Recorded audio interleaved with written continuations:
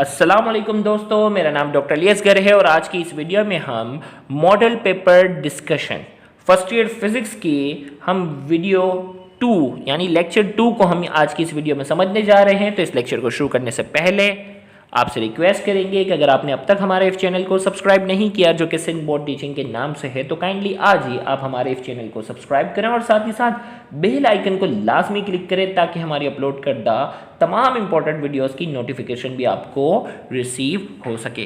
तो आइए हम स्टार्ट करते हैं आज के इस लेक्चर को, जिसमें हमें एमसीक्यू नंबर 11 से जो है वो डिस्कशन स्टार्ट करनी है। याद रहे इस वीडियो के पहले हिस्से में हमने 10 एमसीक्यू को डिटेल में डिस्कस किया था। आइए आज का जो पहला एमसीक्यू हमारे पास है, the rate of doing work is zero when the angle between force and velocities. हमें कहा जा रहा है the rate of doing work, किसकी बात हो रही है? हमें कहा जा रहा है रेट ऑफ डूइंग वर्क जो होता है वो किसके बराबर होता है? पावर के। रेट ऑफ डूइंग वर्क किसके बराबर होता है? पावर के। तो हमें कहा जा रहा है पावर जो होगा वो जीरो होगा कब? When the angle between force and velocities. Angle between force and velocity क्या होगा? तो अगर आप इस एमसीक्यू में देखें कि पावर जो होता है ना, पावर जो होता है वो रेट ऑफ डूइंग वर्क है, P बराबर होता है एफ वी कॉस थीटा। अब थीटा की वैल्यू क्या रखूँ? थीटा की वैल्यू अगर मैं बात करूँ जीरो चाहिए ना, हमें इसका आंसर जीरो चाहिए। थीटा की वैल्यू क्या रखूँ कि आंसर जो है वो जीरो आ जाए? तो cos 90 डिग्री, याद रखिएगा cos 90 डिग्री जो होता है वो किसके बराबर होता है? जीरो के। cos 90 डिग्री जो होता है वो जीरो के बराबर होता है, तो ओवरऑल आंसर भी क्या हो जाएगा? जीरो हो जाएगा। तो हमारे पास इस एमसीक्यू क्या होगा? The rate of doing work is zero when the angle between force and velocity is 90 degree. तो rate of doing work power के बराबर है और वो कब होगा? When the angle between force and velocity is 90 degree. Force और velocity के दरमियान एंगल 90 डिग्री होगा, तो cos 90 जीरो के बराबर है, तो ओवरऑल आंसर भी क्या आ जाएगा? जीरो होगा। फिर यहां आगे सवाल पूछा गया है least distance of distinct vision. Least distance of distinct vision जो है उसके बारे में पूछा जा रहा है। पहले ऑप्शन में कहा जा रहा है increases with increase in age, फिर कहा जा रहा है decrease with increase in age, फिर कहा जा रहा है नाइदर इंक्रीजेस नॉर डिक्रीजेस, और फिर आगे कहा जा रहा है बिकम्स इनफाइनाइट आफ्टर 60 ईयर्स। तो याद रखिएगा इस एमसीक्यू का करेक्ट आंसर जो है लीस्ट डिस्टेंस ऑफ डिस्टिंक्विशन जो होता है वो उम्र के साथ साथ बढ़ता रहता है। छोटे बच्चे होते हैं उनका लीस्ट डिस्टेंस ऑफ डिस्टिंक्विशन जो होता है वो 8 to 10 सेंटीमीटर होता है। जैसे जैसे उम्र बढ़ती जाती है ये लीस्ट डिस्टेंस ऑफ डिस्टिंक्विशन 15 सेंटीमीटर पे आता है। ओल्ड एज के अंदर ये जो है वो जैसे जैसे उम्र बढ़ती जाएगी 20 सेंटीमीटर 25 सेंटीमीटर, और बड़ी उम्र के अंदर जो है वो 30 सेंटीमीटर तक जाकर भी लीस्ट डिस्टेंस ऑफ डिस्टिंक्विशन बन जाता। तो इस एमसीक्यू का करेक्ट आंसर हमारे पास क्या है? जबकि हम अक्सर न्यूमेरिकल में लीस्ट डिस्टेंस ऑफ डिस्टिंक्विशन की एवरेज वैल्यू हम ले लेते हैं जो कि 25 सेंटीमीटर होता है, लेकिन एक्यूरेट बात की जाए increases with increase in age, उम्र के साथ साथ इसमें क्या होता है? इजाफा होता है। अगला एमसीक्यू हमारे पास है in Young double slit experiment. Young double slit experiment की बात हो रही है। The condition for constructive interference is that the path difference must be. Young double slit experiment की बात हो रही है कि कंस्ट्रक्टिव इंटरफेरेंस की कंडीशन क्या है? पहले ऑप्शन में कहा जा रहा है an odd multiple of the half wavelength, an odd multiple of the whole wavelength, an integral multiple of the wavelength, an even number of the wavelength. तो याद रखिएगा इसका करेक्ट आंसर हमारे पास है integral multiple of the wavelength. अगर Young double slit की अगर मैं आपको याद दिलाऊं कि उसमें हमने कंडीशन फॉर कंस्ट्रक्टिव इंटरफेरेंस जो पढ़ा था उसमें एस किसके बराबर होता है? एम लेम्डा के। यंग डबल स्लिट एक्सपेरिमेंट का पूरा हमने डिटेल लेक्चर अपलोड किया हुआ है, वो भी आप देख सकते हैं। तो एस बराबर होता है किसके? एम लेम्डा के, जो कहलाता है an integral multiple of the wavelength. तो ये हो गया an integral multiple of the wavelength. अगला एमसीक्यू हमारे पास है the length of astronomical telescope is equal to.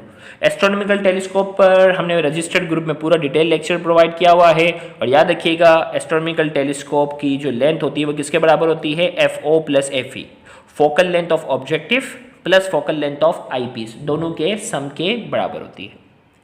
फिर आगे हमसे कहा जा रहा है a vector which can be displaced parallel to itself and applied at any point is known as.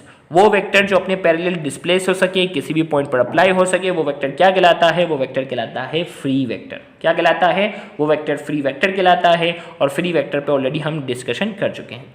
फिर आगे कहा जा रहा है when a vector is multiplied by a negative number its direction. हमें कहा जा रहा है when a vector is multiplied by a negative number its direction. जब भी किसी वेक्टर को नेगेटिव नंबर से मल्टीप्लाई करते हैं उसकी डायरेक्शन पे क्या फर्क पड़ता है? Remain the same, changes, become opposite, zero. तो जब भी किसी वेक्टर को नेगेटिव नंबर से मल्टीप्लाई किया जाता है उसकी डायरेक्शन क्या हो जाती है, अपोजिट हो जाती है, 180 डिग्री का क्या आता है उसमें चेंज आता है।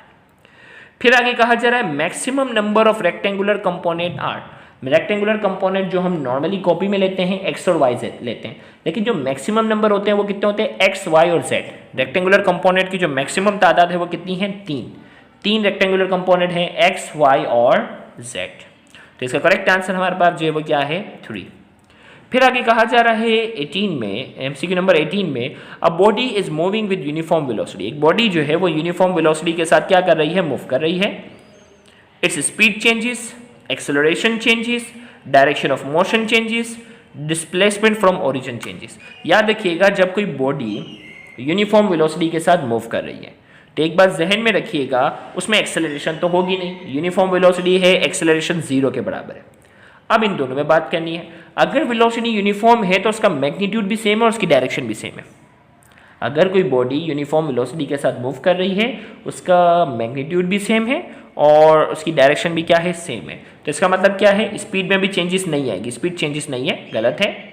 Direction of motion changes, direction में भी तब्दीली नहीं आएगी, स्पीड भी सेम होगी, डायरेक्शन भी सेम होगी और एक्सेलरेशन किसके बराबर होगी, 0 के। तो क्या बचा हमारे पास करेक्ट ऑप्शन बचा displacement from origin changes. Origin के मुकाबले में जो डिस्प्लेसमेंट होगा उसमें क्या आएगी, तब्दीली आएगी, तभी तो वो बॉडी क्या कर रही है, मूव कर रही है। तो correct answer displacement from origin changes. फिर इसमें कहा जा रहा है ड्यूरिंग लॉन्ग जंप की बात होती है ना, इसमें एक शख्स होता है वो भागता हुआ आता है और दूर से भागता हुआ आके जंप करता है। तो इसमें कहा जा रहा है during long jump athletes run before taking the jump से पहले वो भागता हुआ आता, बाई डूइंग सो ही। क्यों दूर से भागता हुआ आता, ए में कहा जा रहा है प्रोवाइड हिम लार्जर इनर्शिया, दूसरे ऑप्शन में कहा जा रहा है डिक्रीज हिज इनर्शिया, फिर आगे कहा जा रहा है डिक्रीज हिज मोमेंटम और फिर आगे कहा जा रहा है इंक्रीज हिज मोमेंटम। तो इसका करेक्ट आंसर क्या है, सबसे पहले इनर्शिया की हम बात करते हैं। इनर्शिया एक ऐसी प्रॉपर्टी होती है जो किस पर डिपेंड करती है, सिर्फ और सिर्फ मास पर डिपेंड करती है। जितना ज़्यादा मास होगा उतना ज़्यादा क्या होगा, जितना ज़्यादा मास होगा उतना ज़्यादा इनर्शिया होगा। तो क्या वो शख्स दूर से भागता हुआ आता है तो क्या भागते भागते आने से क्या उसका मास बढ़ेगा, जवाब है नहीं, उसके मास पे कोई फर्क नहीं पड़ेगा। उसका मास अगर 50 किलो है तो 50 किलो ही रहेगा, चाहे वो कितनी भी तेज़ी से भाग के आ जाए।